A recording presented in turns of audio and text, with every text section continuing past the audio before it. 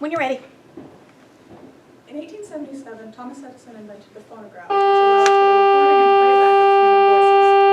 From there, other inventions were possible, such as the carbon button microphone and radio earphones invented by Thomas Edison and Nathaniel Baldwin, respectively. And thanks to them, the world is now full of music-enhancing technology. Hi, I'm Ayana, and the existence of so much music technology led me to ask the question, how do technological developments transform the music industry? Music technology has changed the way that music is created. Newly developed devices, software, and programs make music easier and more independent. For example, MIDI technology, as you can see to the right, makes it possible to create a song without the use of a single instrument, which eliminates the need for a musical team or even personal instrumental skill. Additionally, software and programs are available through smartphones and laptops. Also accessible through smartphones and laptops is social media. As described by Edward Kessler in Social Media and the Movement of Ideas, part of our AP stimulus material, social media is an ever-growing tool for enabling interactive dialogue.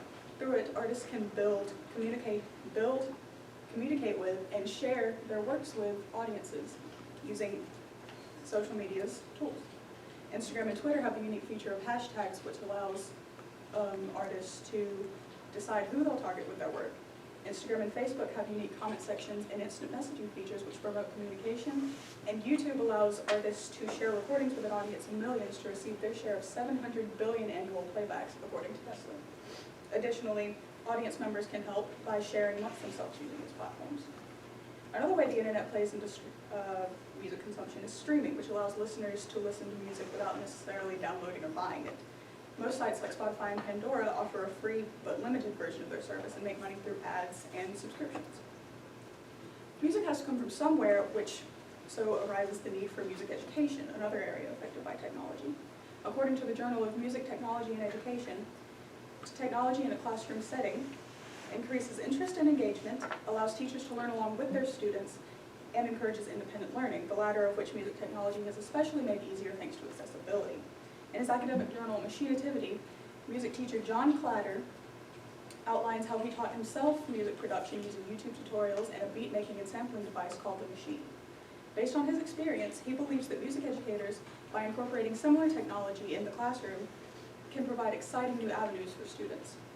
And according to a recent student survey published by Brett Voss of Queensland Conservatory and Griffith University, students feel the same way, expressing willingness or even need to access technical resources when available in order to better learn musical skills.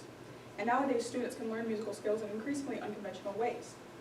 Music video games as a method of learning has caught the eye of researchers and educators alike. According to game designer Jane McGonigal, author of part of our AP stimulus material, the average young person will play 10,000 hours of games by the time they turn 21.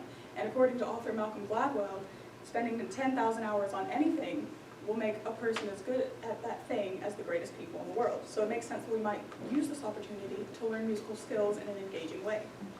In a 2016 study by the Journal of Music, Technology, and Education, they found that music video games, like Guitar Hero in an educational setting, sparks interest, increases participation and appreciation, and helps players become immersed in musical cultures.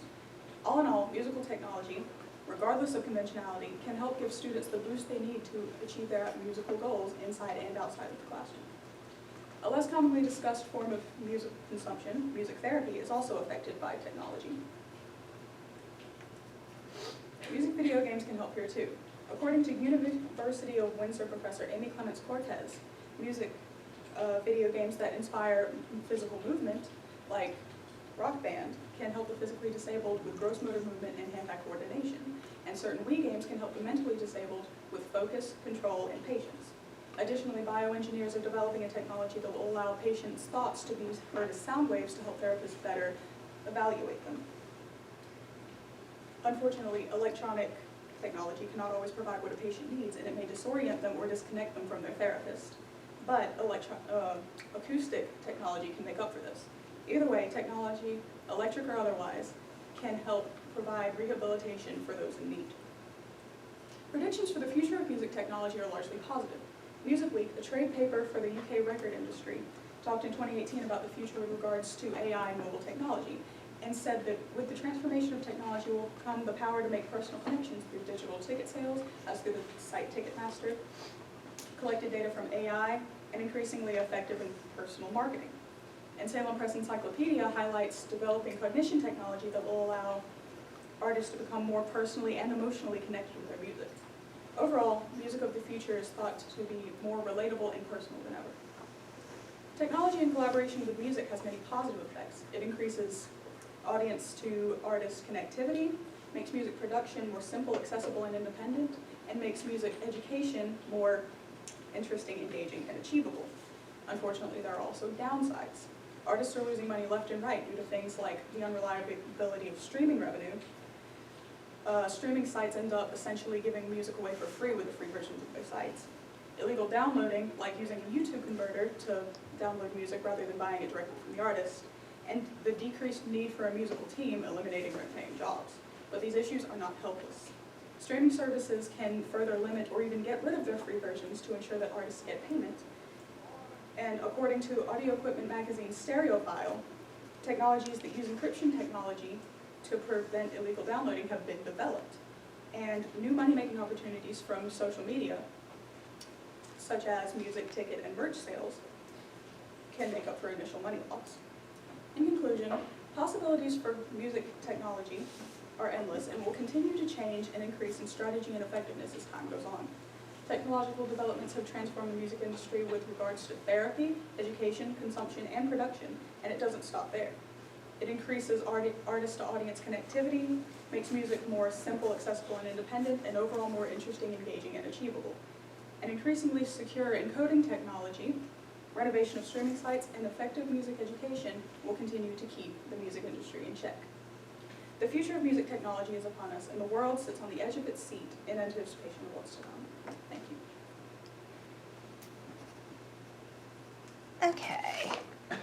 How did your question evolve as you moved through the research process, and did your question go in a different direction than you planned?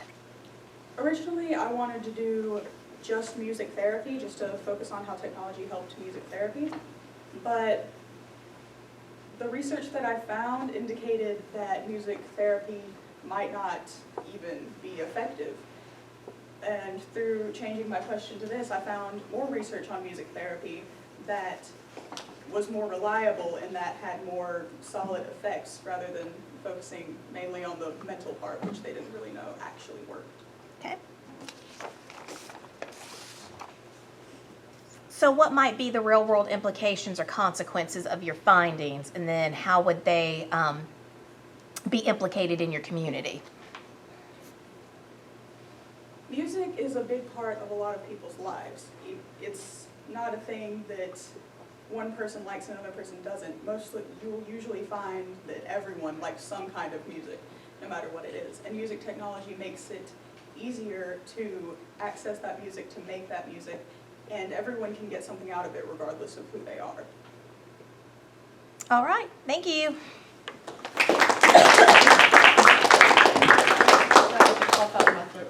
Do it for Will.